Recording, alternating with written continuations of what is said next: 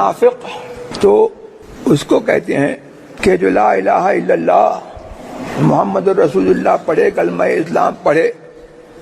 اور کلمہ اسلام پڑھنے کے بعد جو ہے وہ ضروریات دین کا انکار کر کے جو ہے وہ اسلام سے خارج ہو جائے، اور ظاہر کرے اسلام اور دل میں کفر کو چھپائے، اور ایسے افعال کرے جو منافی ایمان اور اسلام ہیں۔ یہ صدر اسلام میں تفریق تھی کہ مومن خالص اور منافق، اور دونوں پر جو ہے ایک زمانے تک احکام اسلام جو ہے وہ جاری تھے، لیکن اس کے بعد جو ہے صدر اسلام ہی میں حضور سرور عالم صلی اللہ تبارک و تعالی کے زمانے میں ہی ان کو جو ہے الگ کر دیا گیا، اور ومن اہل المدینۃ مردوا علی النفاق لا تعلمهم نحن نعلمهم، کچھ مدینے کے کچھ لوگ ایسے ہیں جن کی خو نفاق ہو گئی ہے، اے محبوب تم ان کو خود نہیں جانتے، ہم ان کو جانتے ہیں۔ اس آیت کے تحت جو ہے وہ در منصور وغیرہ میں جو ہے یہ آیا ہے کہ حضور نبی کریم سرور عالم صلی اللہ تبارک و تعالی نے 36 منافقین کو جمعے کے دن برسر منبر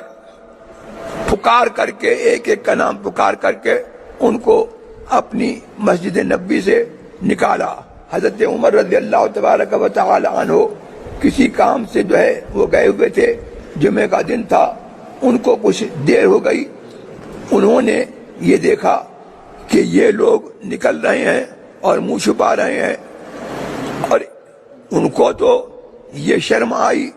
اور ڈر ہوا کہ ہمیں حضرت عمر نے دیکھ لیا، ہمارا کیا ہو گیا۔ اور حضرت عمر ان لوگوں کو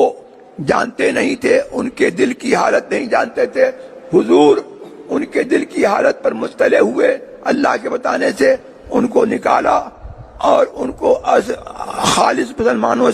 مسلمانوں سے جو ہے الگ کیا۔ وہ نکلے تو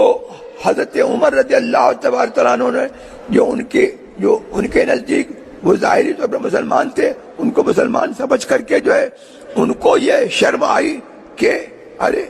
یہ لوگ جو ہے مطلب ہے کہ جو ہے نکل رہے ہیں، جمعہ ختم ہو گیا،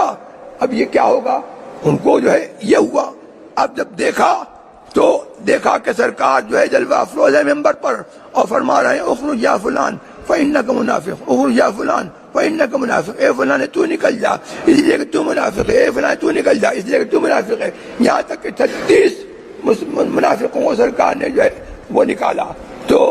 یہ منافق اور مومن کی تفریق جو ہے وہ صدر اسلام میں تھی، اور اب یہ تفریق نہیں ہے، یا تو کافر اصلی ہے یا پھر جو ہے مومن ہے، سرکار پر جو ایمان رکھنے والا اور سرکار پر اپنی جان قربان کرنے والا، سرکار کی تعظیم کرنے والا اور ضروریات دین کا پر ایمان لانے والا، یا مرتد ہے جو کہ کلمہ پڑھ کر کے جو ہے حضور سرور عالم صلی اللہ علیہ وسلم کا کلمہ پڑھ کر کے جو ہے وہ اسلام سے خارج ہو گیا۔ قرآن نے جو ہے ان کے جو ہے مرتد ہونے کا جو ہے اعلان فرما دیا، لا تعتذروا قد کفرتم بعد ایمانکم، تم بہانے مت بناؤ، تم جو ہے ایمان لانے کے بعد جو ہے وہ کافر ہو گئے۔ اور یہ آیت بھی جو ہے وہ حضور سرور عالم صلی اللہ تبارک و تعالی علیہ وسلم پر اتری جب حضور سرور عالم غالباً غزوہ تبوک میں تھے یا کسی اور غزوے میں تھے، تو کسی ایک شخص کی اونٹنی جو ہے وہ گم گئی، اس نے آ کر کے پوچھا، اور صحابہ کا یہ عقیدہ تھا کہ حضور کو چھپی ہوئی باتوں کی خبر ہے، غیب کی خبر ہے، نبی تو پوچھتے تھے۔ انہوں نے پوچھا کہ میری اونٹنی گم گئی ہے، سرکار بتائیے کہ میری اونٹنی کہاں ہے۔ تو حضور نے فرمایا کہ تمہاری اونٹنی جو ہے فلاں جگہ پر ہے، اور فلاں اس کی جو ہے مطلب ہے کہ جو ہے فلاں پیڑ سے جو ہے اس کی جو ہے لگام جو ہے ہلکی ہوئی ہے۔ تو وہ گیا اور جا کر کے وہاں سے وہ اپنی اونٹنی جو ہے اس کو مل گئی۔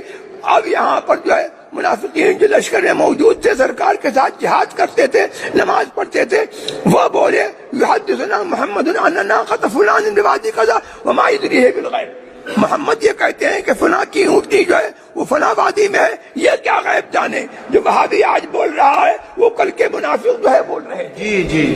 ہاں، تو اب جو وہابی آج بول رہا ہے کل کے منافق بول رہے ہیں، تو قانون الہی نہیں بدل سکتا ہے۔ ان کے لیے جو ہے یہ آیت کریمہ اتری، وَلَئِن سَأَلْتَهُمْ لَيَقُولُنَّ إِنَّمَا كُنَّا نَخُوضُ وَنَلْعَبُ قُلْ أَبِاللَّهِ وَآيَاتِهِ وَرَسُولِهِ كُنتُمْ تَسْتَهْزِئُونَ، اگر تم ان سے پوچھو گے تو کہیں گے کہ ہم تو یوں ہی جو ہے کھیل کرتے تھے، ہم ہنسی کرتے تھے۔ تو تم کہہ دو کہ کیا اللہ کے ساتھ اور اس کے رسول کے اور اس کی آیاتوں کے ساتھ اور اس کے رسول کے ساتھ جو ہے تم ٹھٹا کرتے تھے؟ لا تعتذروا، بہانے مت بناؤ، تم ایمان لانے کے بعد کافر ہو گئے۔ جی